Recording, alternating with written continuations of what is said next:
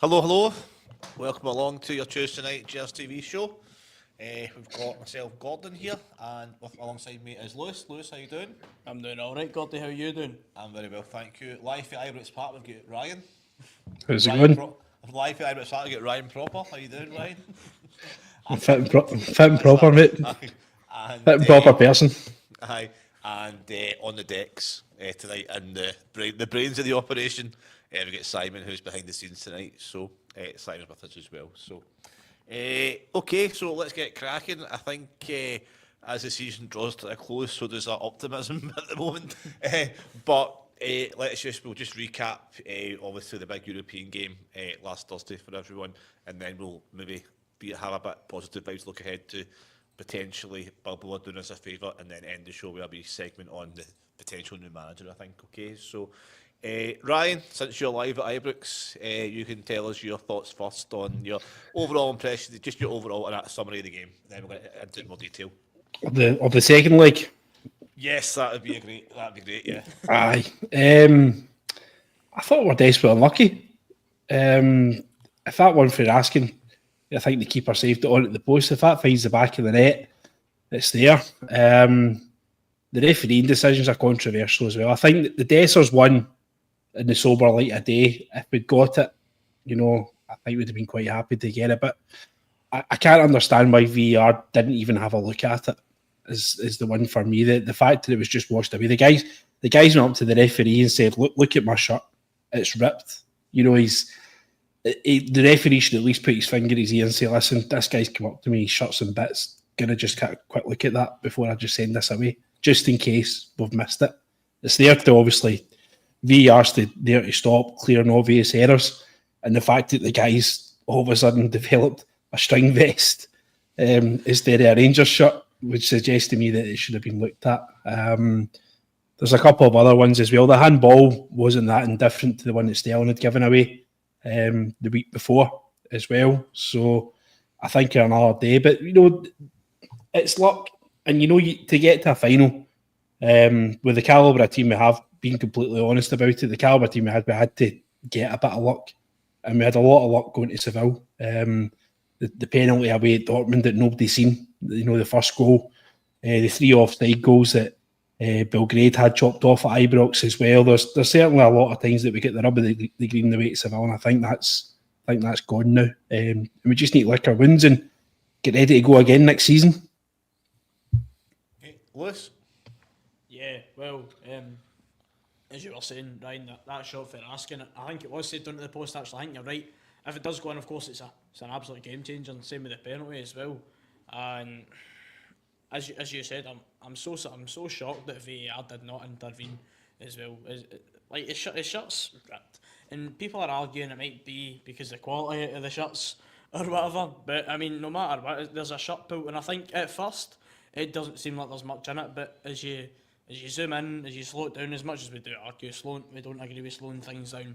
But if you slow it down, you zoom in, you can see it's a clear shirt pull, and the ball might be going a bit too fast. Dessers might not have gotten to it. I think he could have gotten to it, but no matter what, the guy's pulled down the box, and it's a massive opportunity, and he looks to be getting a shot and goal.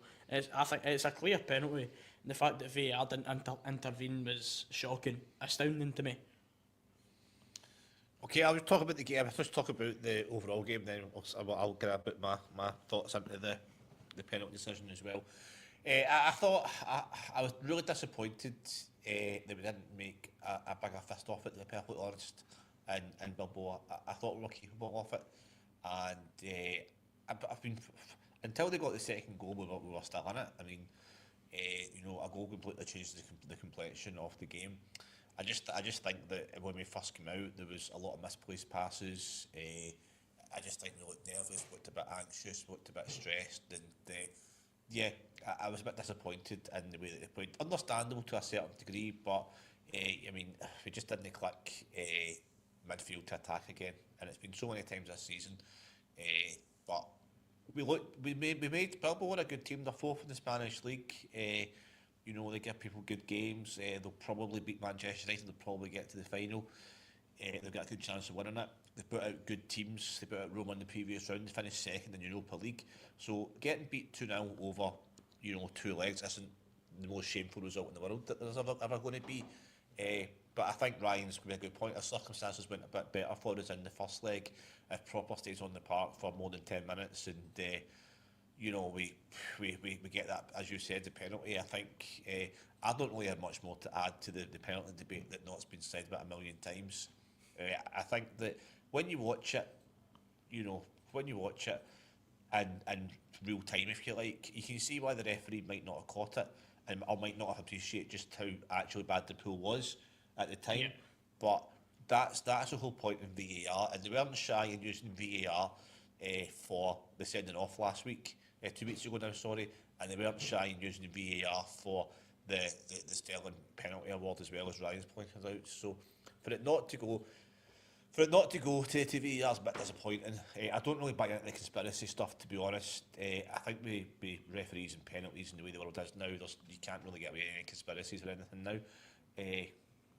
But just disappointing, and should have been a penalty. Where we get the penalty and score it's a different matter, and whether we want to win the game or not it's a total different matter as well. But it would have given us more of a chance at least. So disappointing.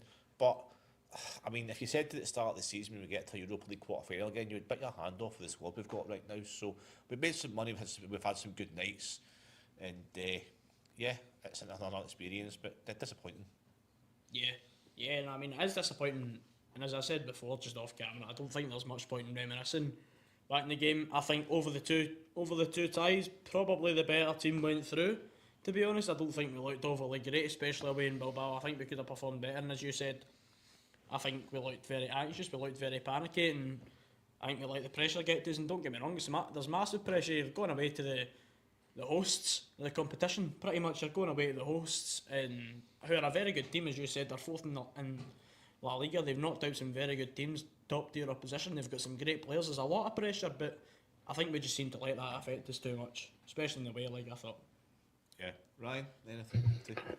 I think the takeaway from it is that we'd now probably see the calibre of our squad, because they don't get to play top level opposition week in, week out in the Scottish League. So I think we've probably seen, who we want in the trenches with us next season and who we don't. The goal at Tavernier was to blame for. The goal at Tavernier, defending poorly for Nico Williams to score what was the decisive goal.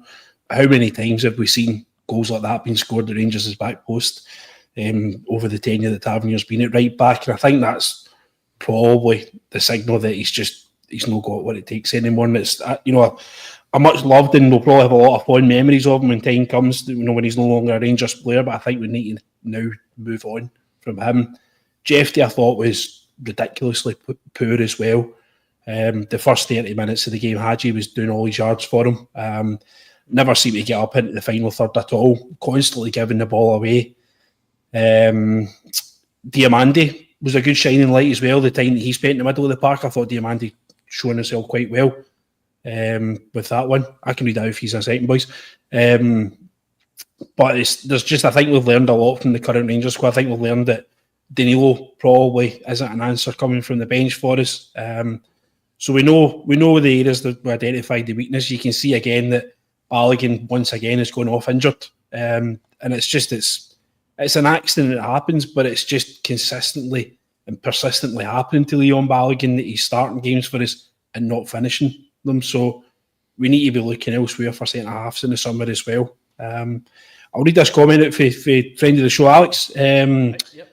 A few fatal factors on why we lost in Bilbao. Of course, the main was indecisive decisions made by the VAR team. A penalty, a red card for Bilbao that early in the game would have made Rangers massive favourites. However, the decision by Barry to move Diamandi to left back to accommodate Barron in the middle of the park killed us.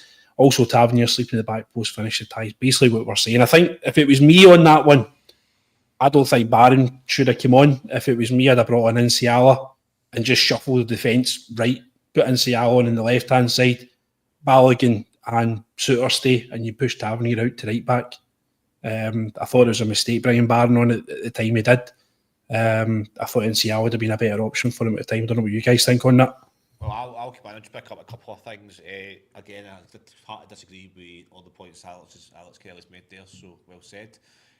Just going back to what you said about a couple of the players, yeah, you're absolutely right, Ryan, with Tavernier and Jeffy, I mean, I've said it for about 6 months on this show, I think week in, week out. I don't remember Jeffy having a good game for Rangers. I don't remember actually watching a game and looking at Jeffy thinking he's a real talent. I think the only good game that Jeffy's had for us was Dynamo Kiev away when he put the ball in the box and Dessa's got that late goal. I think that's the last good game, the only good game he's had for Rangers. I don't know if he's in the right position. I don't know if he's a left. I don't know if we're better playing him up through the left, left midfield or whatever. But then we started that debate with Tavernier, and we can't keep moving players about just to accommodate them if they're not good enough for the team. I don't know. I'm a bit like disappointed and a bit bust at the moment with Rangers at the moment. So it might alter it might have an influence on what I'm saying on the show tonight. So I want to try and guard against that. But I just look at some of the team, and I mean, Proper's been an absolute flop. Jeffy, I've yet to see have a good game, and that's maybe why he's moved Diomande to left back and brought on Barron, because Barry Ferguson's probably looked at the bench and what do I do here? There's nobody that maybe comes on and says, right, I can absolutely depend on them. So you've got to feel for Barry in that situation as well, relatively inexperienced manager. You've seen Barry writing notes on slips of paper and stuff like that throughout the game, and that looked a bit odd and a bit kind of desperate, if you ask me, or if nobody really knew what they were doing. And then Tab reads it and comes back and says, "Are you sure?" Do you know what I mean? So, yeah.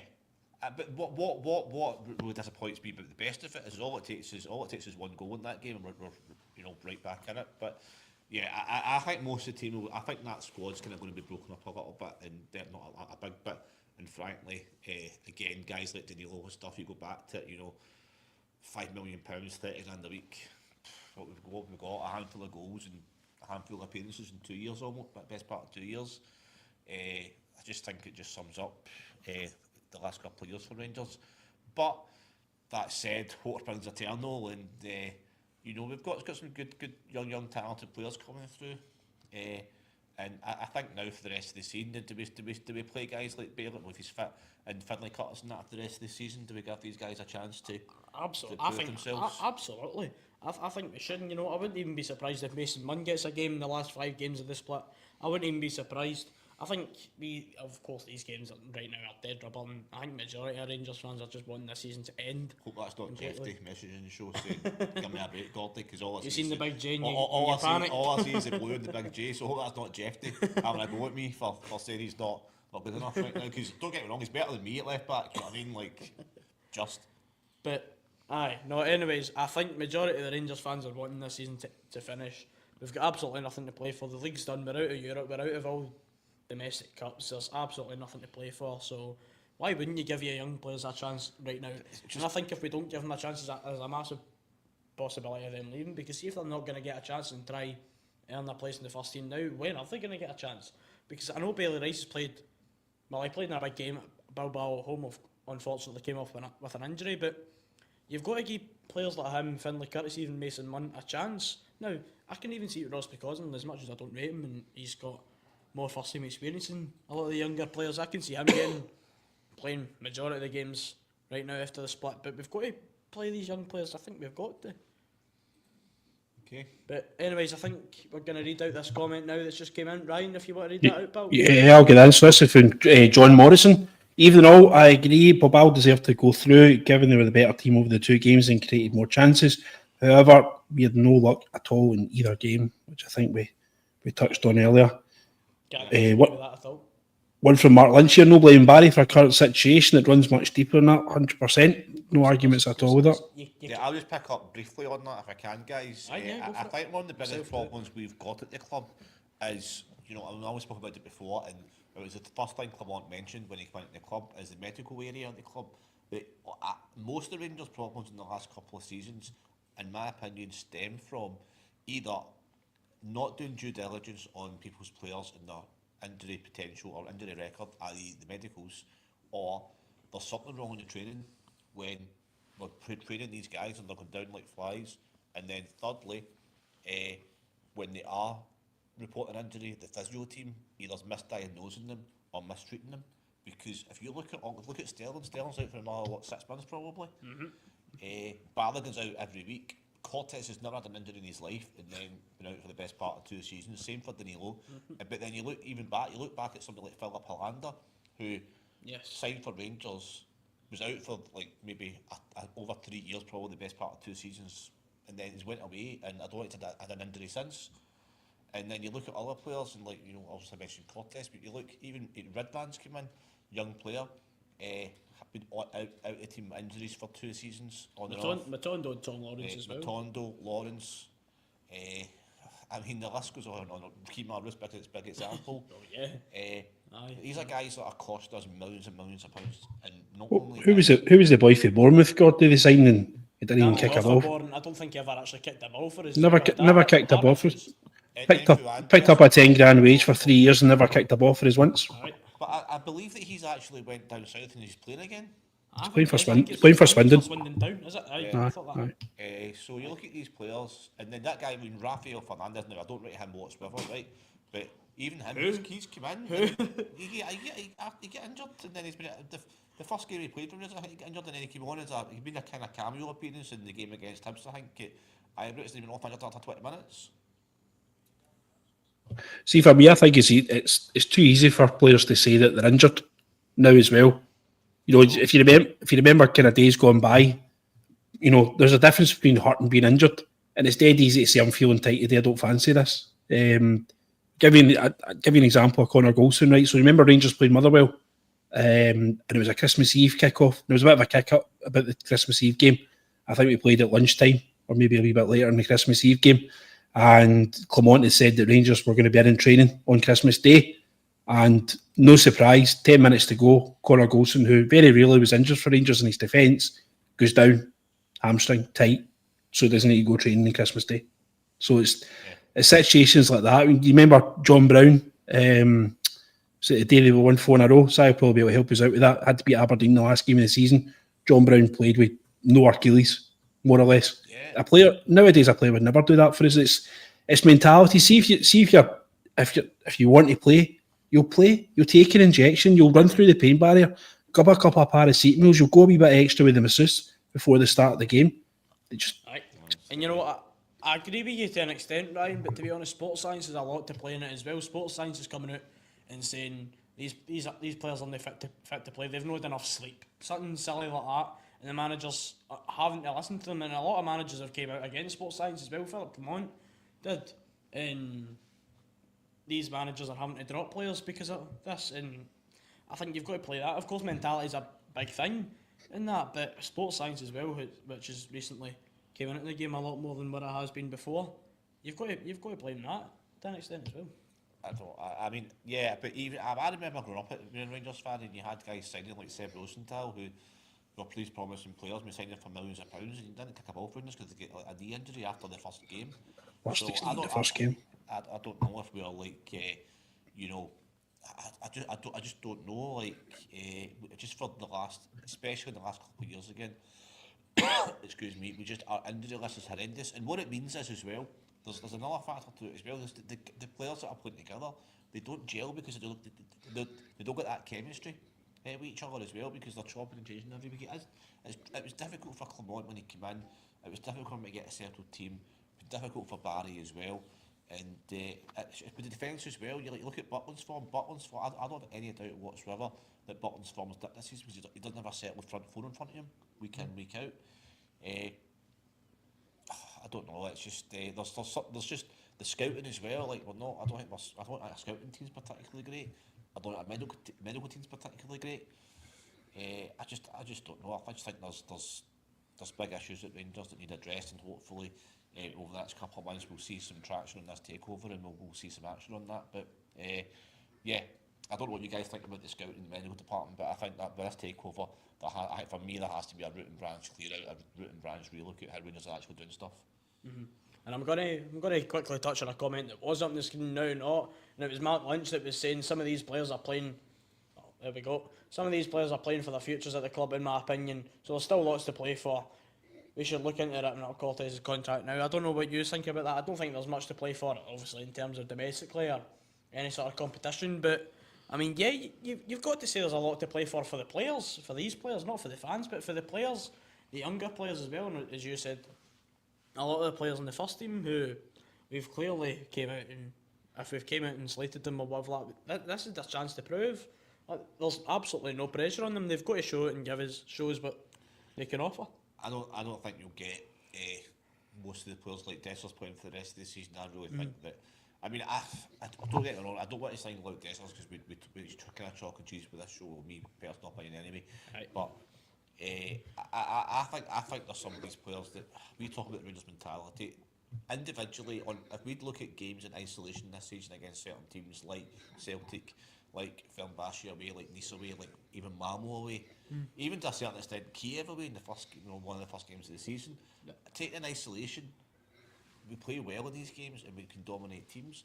It's just that overall, if you look at the season as a whole, for the majority of the games, the players aren't motivated, and so if they're not motivated for these games, they're not going to be motivated for the rest of the season. Look at somebody like Danilo's probably got 2 years left of his contract. He doesn't really care if we go to St Mirren and draw the games, which is the end of the season for him. All he wants to do is go to summer holidays now. He wants to collect his wage, go on to summer holidays. So that's exactly what he wants. That's what I don't know. I mean, and then you look at moving some of these players on. But if you're a team in the English Championships abroad, are you going to come in and pay £4 million for Danilo? Of course you're not. You're lucky to pay 400,000 for him right now. So I just think that there has to be a root and branch cleared out of whatever's. I don't know if there's people that have been at Rangers for the last 10 years that are medically trained in the medical department in the scouting team, but I just think something has to change. A lot of things have to change if we're going to be successful. Yeah, and I'm pinning all my hopes in this takeover. Not about you guys. And as you were saying, that a lot of things have to change. A lot of things. Well, if this takeover does seem to happen, a lot of things will change. A new manager will come in. Of course, there was a comment there as well. A new manager will come in with a lot new philosophy, new style of football, new players.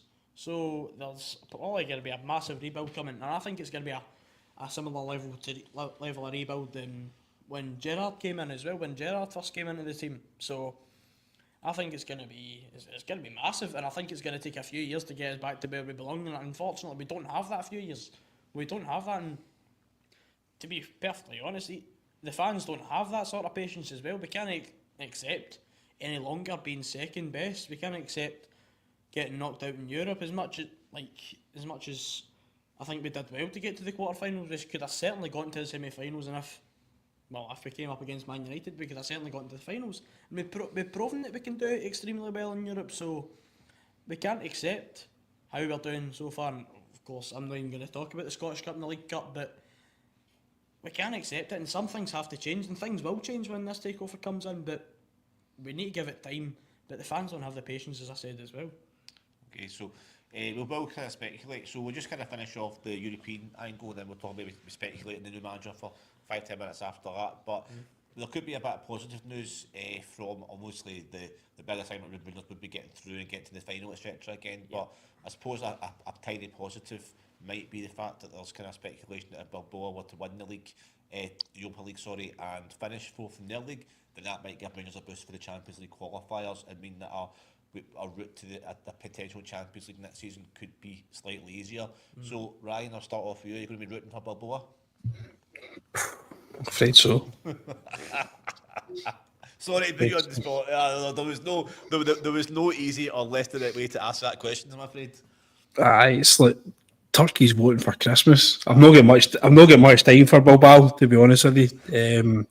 And I've got even less time for Man United. So I certainly don't want Ange Postecoglou winning it for Spurs. Bodo Glimt would be pretty insane and sensational if they won it. But listen, if it's to the benefit of Rangers and our European prospects, then whatever it takes. Good. Lewis, what about yourself? You're digging out your you know what, I agree with Ryan. Scarf for the rest of the Europa League. Well, as much as Ryan said, I don't have much time for Bilbao, especially. I mean, majority of fans showed a bit of respect, but the fans they were flying, so like strips of their own, as we'll say. We won't mention their names, but their strips. I don't have a lot of time for them, as Ryan was saying. But whatever's best for Rangers, we can't really be too selfish in our beliefs. We've got to just whatever's best for Rangers at this moment in time. Whatever's best. Okay. Yeah, whatever's best for Rangers. So if Balboa won it and it gives us a leg up, then Yep. fair play. But Right. if Balboa were to finish fifth in the league, then I'll be rooting for. There's a part of me for the story behind it, rooting for Bodo Glimt. But whatever's best for Rangers in the long run was best for in my opinion. But that gives a nice link into the new manager. Speculation rife, and since I want to just come in here and start off the conversation right this time, because I've just spoken about Bodo Glimt.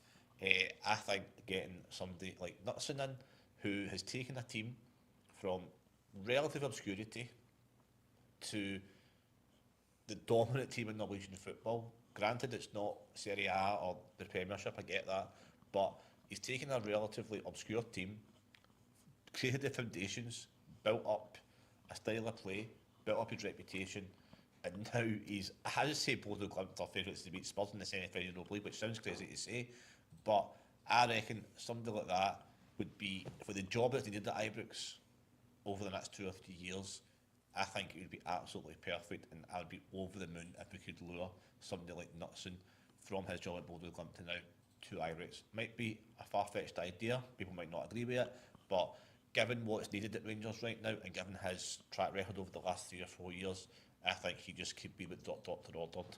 I'll give it what you guys know for your thoughts.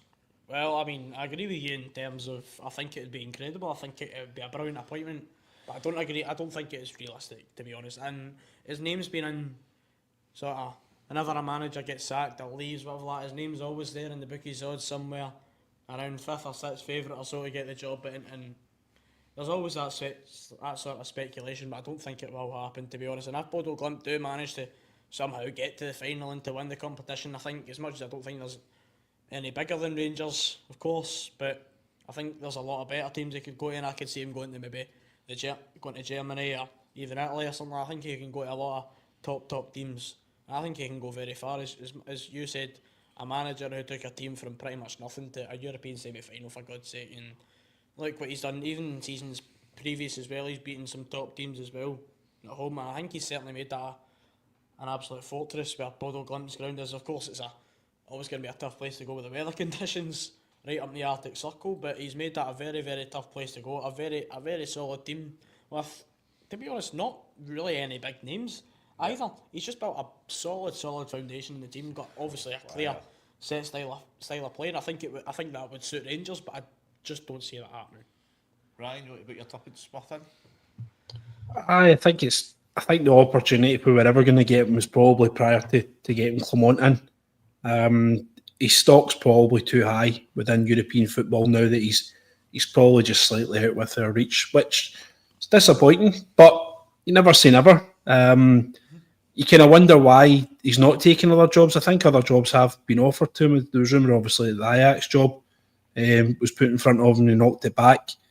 You're talking about the kind of the weather conditions, and it's a plastic park as well. They play as an AstroTurf park. So does that have a bearing on how well they do in their home games? The fact that other teams just don't want to go and play them, and it is a fortress, but is that down to the conditions or is that down to him? So we'll find out when he makes his next move. Well, I would just come in briefly and say, well, 10 years ago, 5 years ago, it wasn't a fortress, and 5 years ago they weren't, even Nobody. So I think it's a lot to do with him, if I'm being perfectly blunt. I mean, I'm just being maybe a bit biased towards him, so I think he's going to be a perfect manager. But I mean, if you'd say, if I'd said to you like a team called Bodo Glimt were going to be in, obviously they came to prominence and beating Celtic, and then I think they beat Roma 5-0 as well. So he's built that team up from nothing, maybe not nothing, but from relative obscurity, and certainly not Norwegian champions. And I think he's won the league 2 out of 3 seasons. And he's got to the later stages of Europe for the last couple of seasons, and he might. I don't know. I think the Ajax job would be, in people's eyes, non-Rangers fans' eyes, the Ajax job would be bigger than the Rangers job for non-Rangers fans to say. But maybe in terms of European and in terms of players' money, yeah, of course. He could see Rangers as a stepping stone to another club, but then it could be a gamble for him as well. Because at the back of his stock goes down again, as Ryan has said. So it's interesting. I just really think he'd be perfect for the job. But Ryan, if it's not Knutson, who would you bring in if you had the power of attorney right now to appoint somebody? Well, for the benefit of hindsight, should we have taken Muscat over Clement?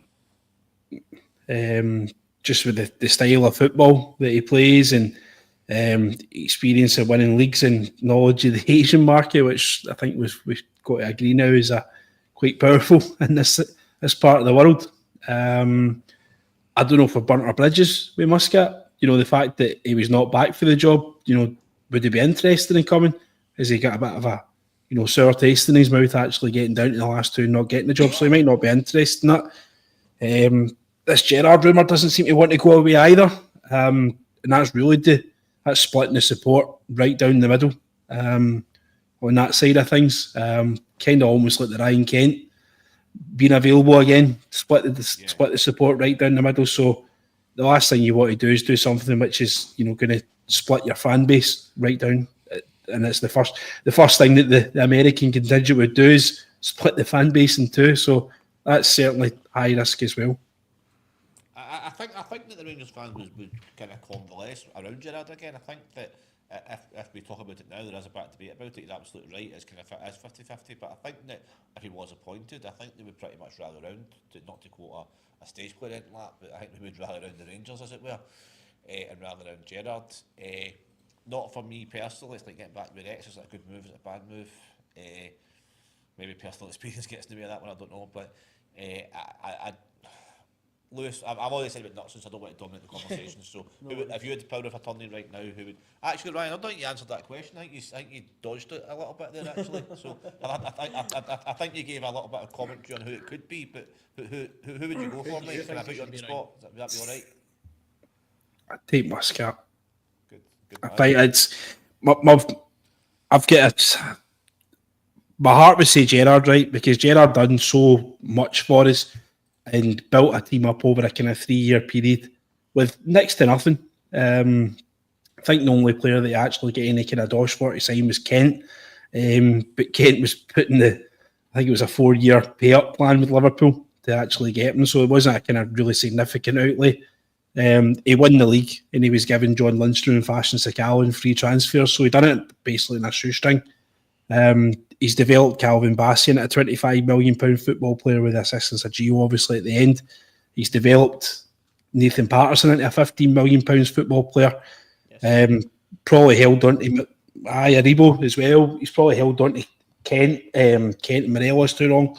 Kamara as well was turned into a great player. He's got the best out of Jermaine Defoe in the last couple of years of his career. He's got the best out of Stephen Davis in the last couple of years of how he's got everything out of him. So there's a lot there. And if you actually give Gerrard some money, which probably is the only reason he left, is because he wasn't backed by the board. And there was a lot of broken promises from what we're led to believe. Yep. Sorry. There you go. Sorry. Bring you in, Lewis, there and say, sorry, Ryan, you want anything else to... No, listen, have a chat with Gerrard if you want. I'm split with my heart says Gerrard, my head says Muscat. Okay, Lewis, what's your thoughts? And if you finish it off by saying who you'd appoint, who you'd power of attorney. Well, realistically, personally, I would take Gerrard back, and for pretty much all the reasons that Ryan said there, he got the best out of many players. Got the return on investment was incredible as well. 15-16 million for Nathan Patterson, as much as it might have been over maybe a season or two, maybe in instalments. Glenn Kamara as well, Joe Aribo, as you said as well, and bring players like Stephen Davis and Alan McGregor back to the club, and some people see that as a step back, and for others it can be a step forward in a way as well. And those players certainly gave their all for the last few seasons that they were here at the club as well, and they were excellent and gave their all. So, and people go on and talk about how Gerrard was good domestically, but not so much in Europe. Yes, we never really went as far in Europe as what we have under previous managers, of course. Never really got to a quarter final, never obviously got to a final or whatever like that, but we beat some top teams.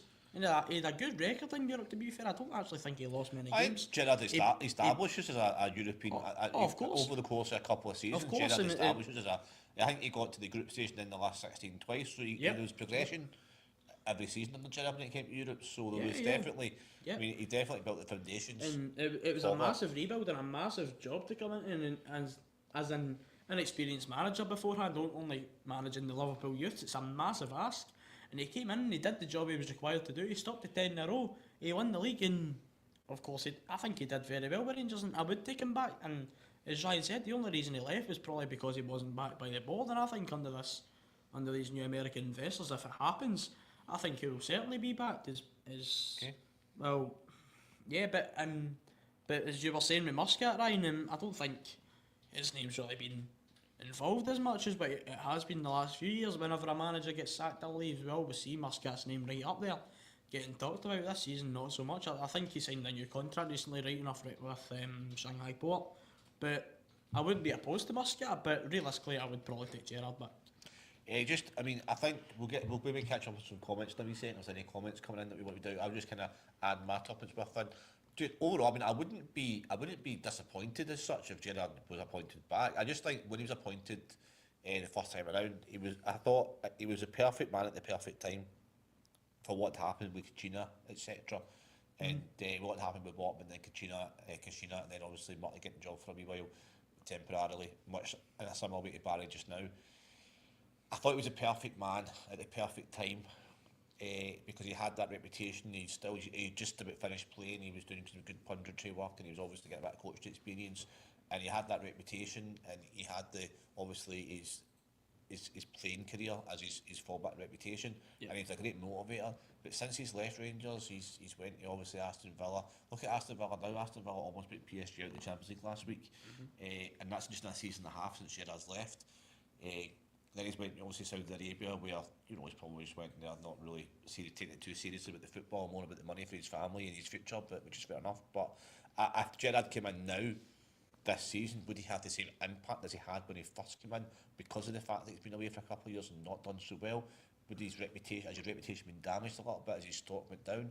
So would he have the same impact now as he had when he first came in? I think he would, because as I said before, I think this is a similar style level of rebuild that we need, to be honest, and I think Gerrard was a perfect man. Don't get me wrong, I think the board didn't back him financially, we can all agree on that, but the board backed him in terms of giving him time, because he certainly had his low points at Rangers. I think a standout is losing to Hamilton at home, and the board seemed to back him. Probably 90% of fans were calling for his head. I mean, losing to Hamilton, never good. You can never accept that as a Rangers supporter, Rangers player, Rangers manager. Anything to do with Rangers. Unfortunately, it's been downhill since then, wasn't it, Queen's Park? I know. And you wouldn't think that, saying that 5 years ago, however long it was. But yeah, like, he certainly had his lows. He obviously had his highs as well, winning the league. But I think this board will give him time, and I think the board will give him the finances that he needs. And if Gerrard has the finances he needs, gets the players that he wants, I can see him doing very well if he comes back to Rangers for a second spell. Okay, cool. Any comments to catch up on, or anything to read out? Any there? Well, Lewis we and had Ryan? one there just from Alex Kelly saying we wouldn't want to see Beale back in Ibrox, him or Ross Wilson. I don't think we would, to be honest. I think if Gerrard came back, I don't think Beale would. It'd be a riot if Beale came back, to be honest. Yeah. I don't think Gerrard would be able to bring himself to bringing Beale back as well. I don't think so. But we have another comment here in from Mark Lynch. Ryan, if you want to read that out, pal. Yeah, so there's just a wee bit of kind of back and forth in the comments here with Alex and Mark about the financial fair play regulations and whether the manager's wages are included or not within the financial. It basically arose from a conversation of whether Jose Mourinho should be considered for the Rangers job. And the major stumbling blocks that his wages are rumoured to be up at the kind of £9 million mark. And could we actually afford that? So the boys, I don't know who's right and who's wrong on this sort of thing. But the Mourinho side of things, I think, it wouldn't be for me, Mourinho, to be honest with you. Glasgow Rangers would turn into the Jose Mourinho show if we got him, and it'd be great. It'd probably be great for a few weeks until we lose the first Old Firm game and he sticks in it and somebody in the side of the park and all hell breaks loose. It'd be a bit of a pantomime, and I think it would be good. It'd be good when things were going well, but when, as you said, right, if it started to unravel, it would be a spectacular unraveling, and we end up. We can't. If we bring in somebody like Mourinho on a fortune on a wage bill, then that takes away our budget, almost all our budget, for bringing in new players, and I think we really need new players. This takeover that was rumoured, I mean, we can't go out and spend £100 million on players, isn't there? There's not going to be as much money as people seem to think, banding about figures, because of financial fair play, because of the fact that they probably don't want to, they don't want to spend too much anyway. They'll be, there'll be some money. Don't get me wrong, but I don't think there's going to be tens and tens of millions of pounds getting bandied about the place. And I don't think they would bring in somebody like Mourinho for even if let's just say it's five. It seems crazy saying this, £5-6 million a year. It would be crazy. He would have to have a substantial wage cut with maybe bonuses to come to Rangers. So I don't see Mourinho taking a 50% pay cut and having the stress of being possibly losing to Celtic. So I don't see Mourinho could walk into any job on the planet basically with his reputation. I think he's out of Rangers' budget. And to be honest, I think Ryan's made some good points there. I think there's too much of a pantomime as well, to be perfectly honest. Yeah. And I think at Rangers the last couple of seasons there's been too much of that. There's been too much of a pantomime at Rangers in the last couple of years. And we need somebody serious. I'm not saying Mourinho's not serious, but we need somebody that's just going to be there for Rangers and not there for himself. Yeah, we want somebody that's on we want somebody that's on the upward trajectory of their career, not the downward trajectory. A Mourinho, a Rafa Benitez, they're in the downward. They're pushing towards retirement and stuff. We want somebody that's kind of up and coming, something to prove. A Gerrard, a Muscat, a Gary O'Neill, something like that, where there's a manager out there with something to prove who's still very hungry to go out and success and prove they've got what it takes. Okay. Yeah. Well, to be honest, I think touching on Mourinho again, I think his name's only up there because when he was asked in that one interview whether he would manage in Scotland, that he came out and said it about. Obviously, I think Mourinho is well known for trying to wind up the press, trying to wind up folk, but I think that's the only reason his name's in the bookies, to be honest. And I'm shocked that he's second favourite for the job. I don't think there's any chance of us getting Mourinho, and I wouldn't take him. I wouldn't take him, as you said, Ryan. He's on the downward stretches of his career, and his best moments were 20 odd years ago with Porto, with Chelsea, with Real Madrid, Inter Milan. His best years are 15, 20 years ago as a manager now, and recently, don't get me wrong, he's not had many high caliber jobs, but to be fair, he has been at clubs like Manchester United and Tottenham, and he's not done particularly well. At Roma, he didn't do well, especially in the last few months. Okay, I'm sorry, just coming in there with. I agree with you 90% there, but when you look at Man United Spurs this season, he's actually done all right compared to the managers that are in there just now. Yeah, but the situation that Man United and Spurs in right now is astounding, to be honest.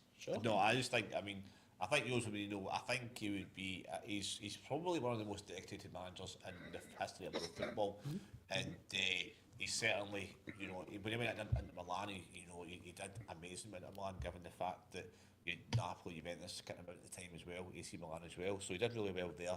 He's right, you're both right in the fact that he's coming towards the latter part of his career. But just for the finances involved, I don't see it happening anyway, full stop. And B, it would be, as you both said, it would be the Jose Mourinho show, and there's been too much of that. It's just a pantomime at Rangers just now, and we need that to stop. I think it's a comment to read there. Yep, there we go, Ryan. Just a one from Alex again. Lampard's done a great job at Coventry.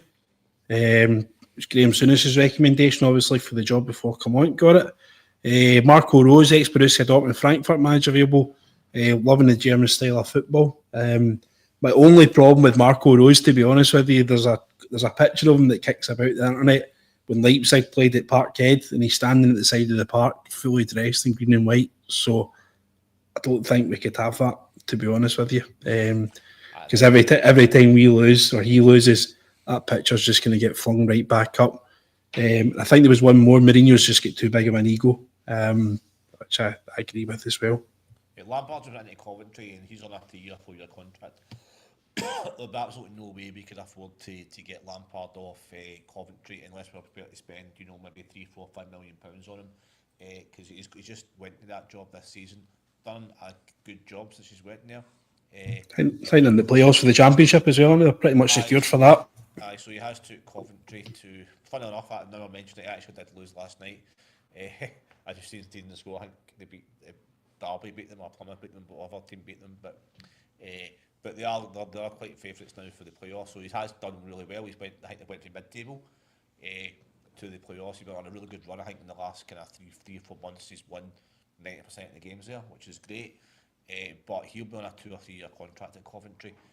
and he won a good wage as well. So we'd had to buy him out of that, and plus we'd had to buy out probably his backroom staff as well. I think that's something that you know the new board would.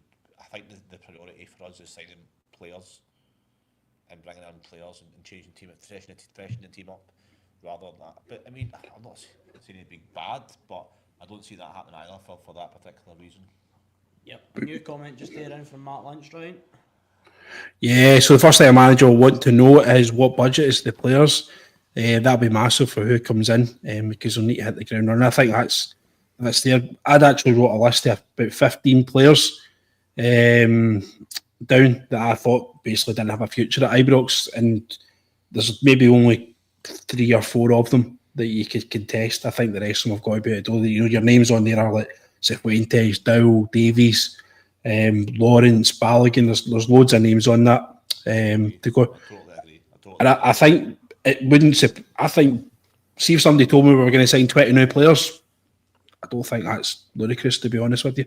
Yeah, that's yeah. I totally agree. I couldn't agree more. Like I would think 75% of the team, the 25% of the team, not the team, 75% of the squad something has to happen there. I totally agree with that, mate. I could not agree more. We've got ourselves into a malaise. We've got ourselves into a situation where we only turn up for 10 games out of a season. Just the amount of football we're playing. We've actually got to have a squad that's there and ready for Europe, and we've got to have a squad which is there and ready for domestic games as well.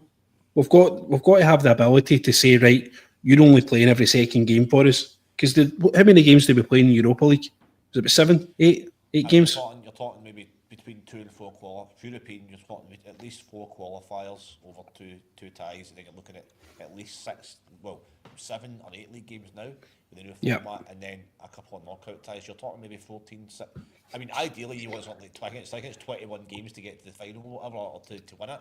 So you're wanting to get between 12 and 16 is a minimum now at Rangers. So you're chucking League Cup games in there at the early part of the season as well. Possibilities that some of these playoff rounds can go to extra time. These players are quite likely to be called up for international duty as well in September, October time as well. Is usually around the international games. So for us to actually go out there and take 20 players, and they don't all need to be fantastic. See, signing somebody like Lawrence Shankland for Rangers, and I know that the Lawrence Shankland boat is probably sailed. I'm not saying we should go out and sign him, but somebody like that's just available for domestic games for Rangers in Europe, and he's basically a freebie in the European squad as well because he's Scottish. That he's there and he's available, and he's more. Your rainy nights up in Ross County and your games that you're wanting to kind of play domestic. You know, you've got Motherwell at home after a big European game. That he's your starting striker, and you've got. Absolutely, mate. I totally agree with that. Like, you have a good, solid base of those kind of players, and that's what we need because right now we're bringing in guys like Danilo for these games, and he's not bored. He's on 30 grand a week. Does he really care? He couldn't give up monkeys. He's awful. Yeah. Sad to say. Okay. But that's we're coming towards the end of the show now, everyone. Have we got any kind of final comments just to wrap up with any conversations happening? I'll give you this one again for Mark. So appreciate your participation in the show, Mark. What an opportunity for any manager to take on the Glasgow Rangers job, especially under a new regime. For any manager to come in and put yourself on the map with a club as big as Rangers, the players have to match our eagerness for success and buy into the club and the manager's projects. So that's it. Yeah, great point, and that's why I think I always go back to say I'm biased about this guy, but that's why somebody like Dutson might be interested because it's a clean slate. He'll get to do whatever he wants. Like if he comes in, he'll get a clean slate. Like Gerrard coming in the first time around, he'll get whatever he wants, up to a certain point, of course. But anyway, I'm just biased on that. Anything else we want to just touch on before we wrap up? Yeah, well, we've got another wee comment here just from Jerry Wallace. Well, I don't mind reading that one out. We're going round in circles every season. I just want to win the league title. That'll do me. And yeah, you know what is Barry? Well, Barry Ferguson's covered in press conferences, but 99% of fans will agree. Your league's your bread and butter. Your league and even your domestic competitions, that's your bread and butter. It's all well and good doing well in Europe, but you want to prioritise the league. Yeah, absolutely. We need somebody that can come in and win that league. Whether or not it's a 2-season project, that's fair enough, but there certainly has to be somebody comes in, and there has to be. We cannot afford this cycle of hiring, firing, because we've had Gerrard, Gio, Beale, Clement, Ferguson. That's just what in 4 years. Like, and these managers, they all want their own backroom team in. They want their own players as well. That's part of the reason why we're in this mess, because of this constant chopping and changing. So we need somebody that's going to come in, that's going to get some time, and the fans need to be a little bit patient as well. But at the same time, a new manager has to come in and either achieve some success in the first season, or shows that there's potential for success in the second season, which Clement didn't really do. We did at the start, but that's what was Clement's, because you can forgive a new manager coming in and not winning the league in his first season, but he has to have that kick on in the second season, and Clement didn't do that, and that was his downfall. So we need to get it right. I think it's so important. Honestly, it's so important. I think Clement's defence as well, though, Gordy, was sold a white elephant as far as the Rangers job's concerned. The downsizing that went on last summer, I think was out with his control. I think he was basically flung under the bus by the current board. It's just their investor fatigue. They just didn't want to put any more money in, and it was as simple as that. They wanted out. They wanted to sell up, and they had to make the business look as profitable and as appealing as possible. And downsizing the wage bill was one of the things that they had to do. But I feel sorry for Clement in that respect. There's a lot of stupid things he's done, a lot of kind of really bad decisions, and there are better managers out there. But I do feel sorry the fact that he was basically sold that white elephant. I don't think anyone in their right mind would have taken that Rangers job on. Fair point. Yeah. Okay. Lewis, any final thoughts on what we covered tonight before we wrap up? Yeah, no, I think the two yous have hit the nail on the head, to be honest. I've nothing else to add. I know it's a pleasant change in the Gers TV. I mean, that's good. Instead of arguing me all the time, but no, you're right. You're right, and as much as I do agree, I don't think Clement was not as bad as anywhere near as what he was promising, anywhere near as what we thought, but he was still bad. I think he still spent 14-15 million pounds in players, I believe it was. A figure similar to that. So we can't necessarily say he wasn't financially bad, because he was, but the backing that he got off the board just wasn't what we needed. Absolutely, just wasn't what we needed. He's picked up Michael Beale's absolute shit show as well. Lammers, Cifuentes, Ben Davies. He's picked up his toolbox, which was an absolute farce. The freedom that Michael Beale got at Ibrox Stadium is still costing us to this day. He put us back 3-4 years in the way the things that he did. Absolute charlatan. Couldn't agree more. So, Ryan, live at Ibrox, thanks very much for tonight. Pleasure. Great to have you here tonight with us. Lewis, absolutely fantastic again. Simon on the decks tonight. I don't know, you haven't seen Simon or heard Simon tonight, but I can assure you he is here. He's watching everything. Well, you see, I knew I would get something out of him towards the end there. Guys, just want to say big thanks to everyone again for their contributions to the Easter egg collection. Absolutely fantastic. I think we donated almost 1,000 eggs and some cash as well. So thank you so much for anyone and everyone that contributed to that. Please check out our new website at www.gerstv.co.uk. There's some fantastic analysis on there, some reports, and our good friend of the show, David Hare, does an absolutely fantastic blog every week. So www.thegerstv.co.uk. Thanks very much for your messages tonight. Thanks very much for watching the show. And always remember, we are The people.